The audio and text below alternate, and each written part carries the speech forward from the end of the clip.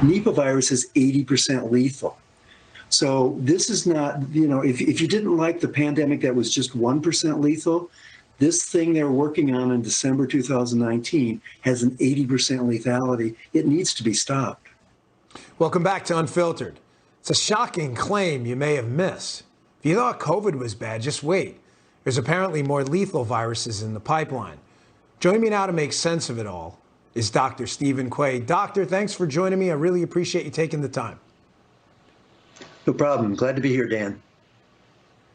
So, Doctor, you had done some work on the Wuhan Lab, and you had discovered some evidence of Nipah virus. Can you explain to our audience what that is, why finding remnants or sequences of that in the lab matters, and what kind of virus this is what was in the Wuhan Lab?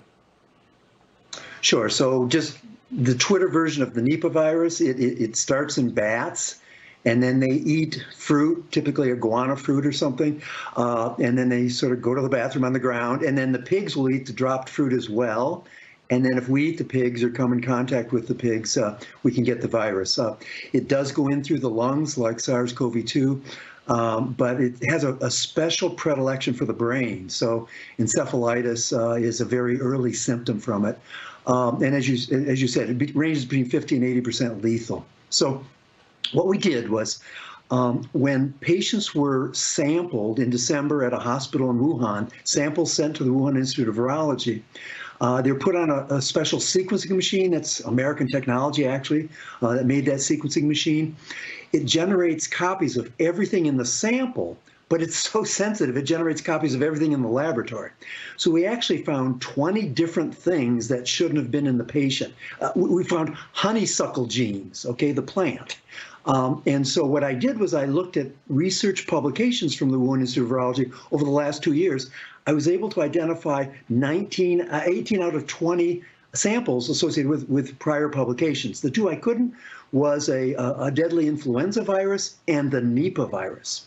And we found about a third of the virus in a vector, as it's called, which is a tool that scientists use in the laboratory to make large copies of something as if they're going to make a vaccine or to make something else. And this is pretty unmistakable. I mean, this is a smoking gun for the Nipah virus. This is what you'd expect to have seen, let's say, 2 years ago for SARS-CoV-2. So doctor, I mean, obviously it must concern you that this lab has a history of safety violations, especially given now we're relatively sure that the coronavirus, COVID-19, leaked from there, that they're working on a virus with an 80, and I want to be clear, 80 up to 80%, not 80% lethality rate. So were they possibly working on making this virus more powerful? And, is this the kind of lab that has the security profile to even handle something like this, even if they were working on gain of function? Yeah, so let's be clear. There are labs all over the world working on these kinds of viruses at these levels of lethality. There's kind of 3 levels of laboratory, what's called BLSA-2, which is sort of a dental office, BLSA-3, which is a little upgrade, and then BLSA-4, which is the spacesuits with the oxygen in the ceiling. So Nipah is supposed to be worked on BLSA-4.